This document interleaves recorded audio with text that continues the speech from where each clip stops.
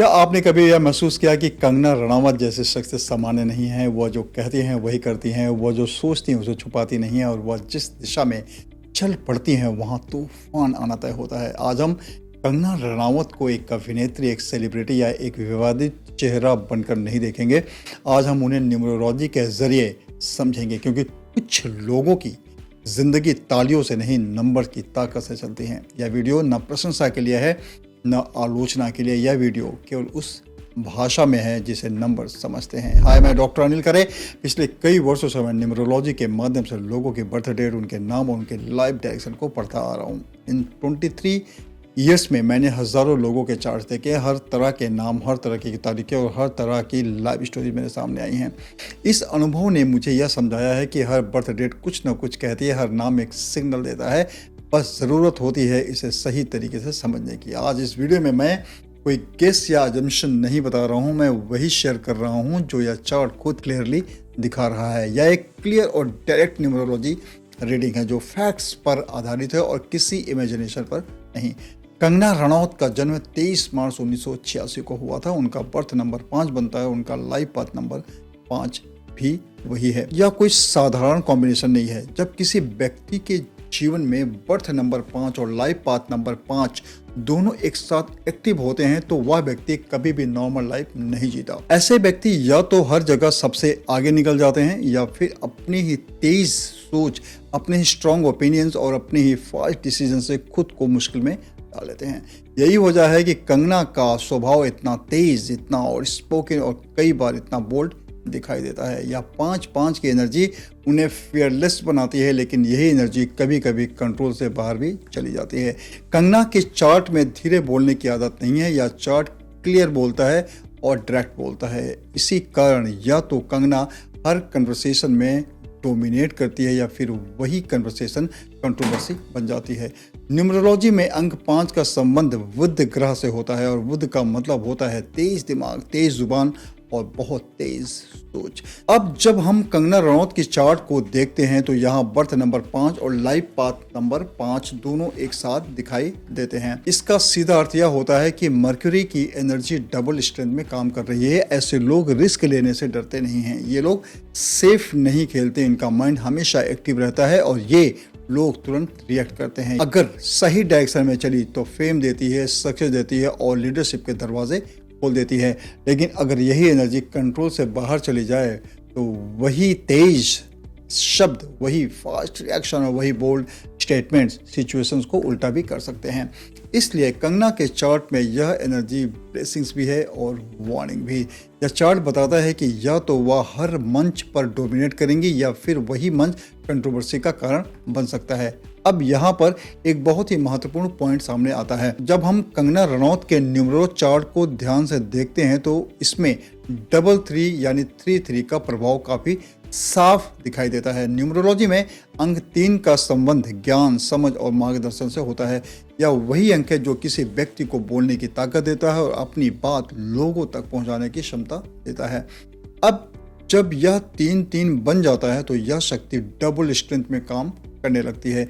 ऐसे व्यक्ति को सिर्फ सुना नहीं जाता बल्कि उसकी बात को लोग सीरियसली लेते हैं। लोग उसकी बात मानते हैं, लोग उसके शब्दों से इन्फ्लुएंस होते हैं और धीरे धीरे लोग उसे फॉलो करने लगते हैं। यही कारण है कि कंगना के चार्ट में पब्लिक प्लेटफॉर्म अपने आप खुलते हैं।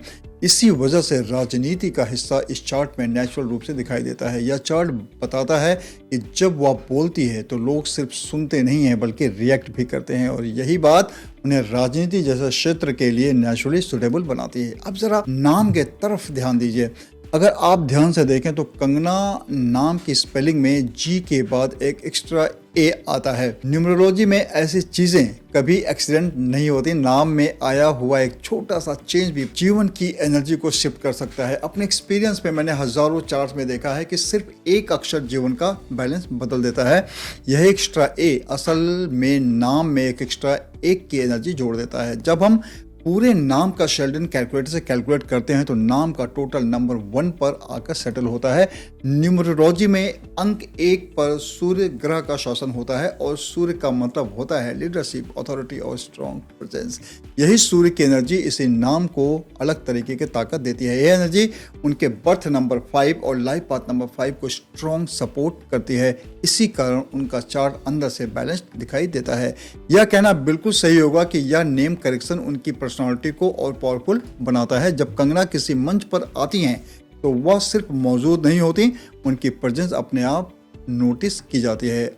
यह सब नाम में आए हुए उस एक्स्ट्रा 1 की वजह से होता है जो पूरे चार्ट के साथ परफेक्टली अलाइन करता है। अब अगर हम कंगना रनौत के स्वभाव को देखें तो यह चार्ट हमें बहुत साफ तस्वीर दिखाता है। अंक 5 की वजह से कंगना शांत बैठने वालों में से नहीं है। उनका माइंड हमेशा एक्टिव रहता है। वह किसी भी बात पर लंबे समय तक चुप नहीं रह सकती। कंगना जो महसूस करती हैं वही बोलती हैं। वह खुलकर बोलती हैं और फेयरलेस होकर बोलती हैं और वह अपनी बात बिना घुमा फिरा कर डायरेक्टली सामने रखती हैं।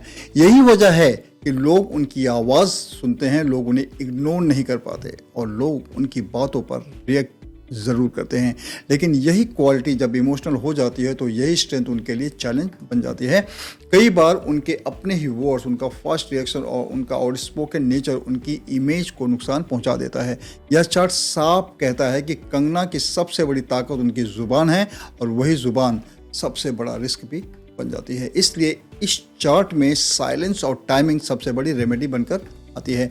अब यहाँ राजनीति अपने आप जुड़ जाती है। कंगना रनौत के चार्ट में 951 का विल पावर प्लेन पूरा सक्रिय है। न्यूमरोलॉजी में यह प्लेन राजनीति और सत्ता का आधार माना जाता है। नंबर 9 यानी मार्स देता है संघर्ष करने की शक्ति।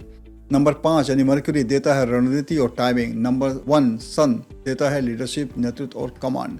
जब यह तीनों साथ आते हैं तो व्यक्ति केवल भीड़ का हिस्सा नहीं रहता, वह भीड़ को दिशा देने लगता है। बात करते हैं पैसा और निवेश की, क्योंकि यह चार्ट मनी के मामले में बहुत तेज मूवमेंट दिखाता है। कंगना के चार्ट में पैसे का फ्लो अच्छा दिखाई देता है। कमाई के मौके आते हैं और पैसा रुकता नहीं है। लेकिन यहाँ एक बात बहुत साफ समझनी होगी, इस चार्ट में हर जगह पैसा लगाना सेफ नहीं होता। अगर इन्वेस्टमेंट की बात करें तो travel, aviation, media, entertainment, communication और नेम बेस्ड बिजनेस इस चार्ट को नेचुरली सूट करते हैं।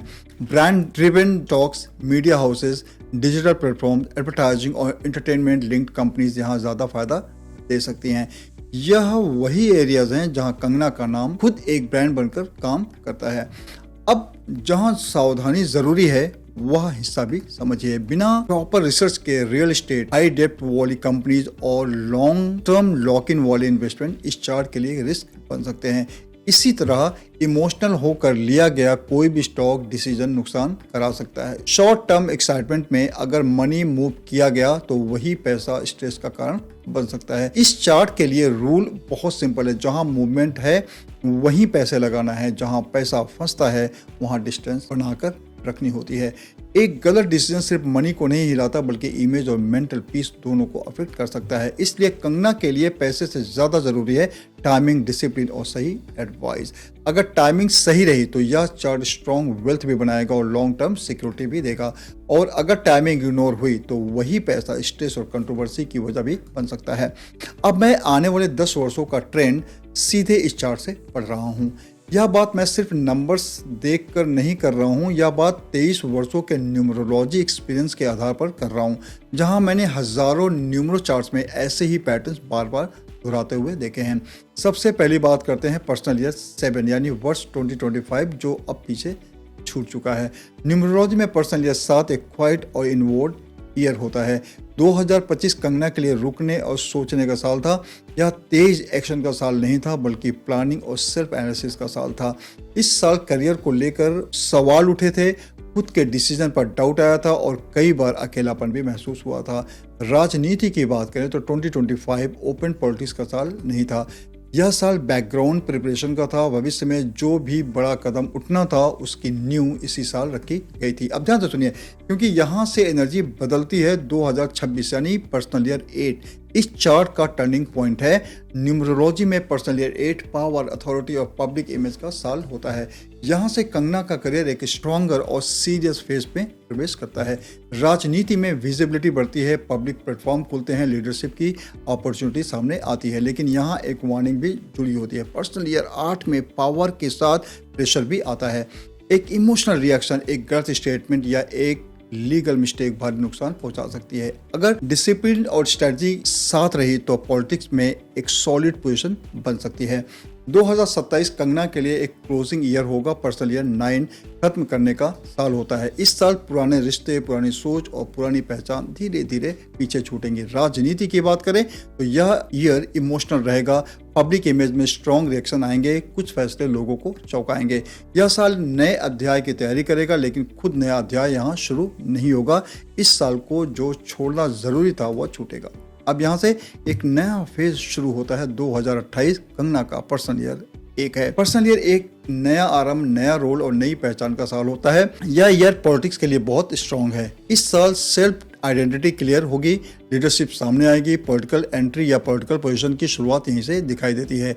यह साल अनाउंस करने का है, स्टैंड लेने का है और मैं तैयार हूं कहने का है। 2029 एक बैलेंस और सपोर्टिव ईयर होगा। पर्सनल ईयर 2 सहयोग का साल होता है।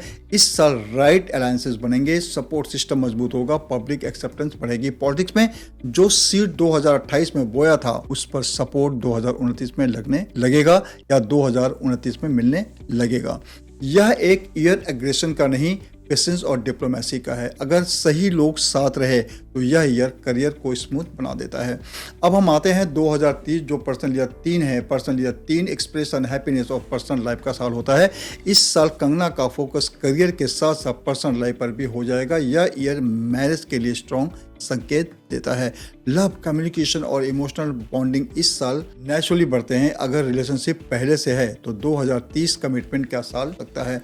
यह ईयर इमेज सॉफ्टनिंग का भी है जो पॉलिटिक्स में भी पॉजिटिविटी का काम करता है। अब इस चार्ट से एक बहुत इंपॉर्टेंट गाइडेंस सामने आती है। यह गाइडेंस सीधे रोकने की नहीं है बल्कि संभालने की है।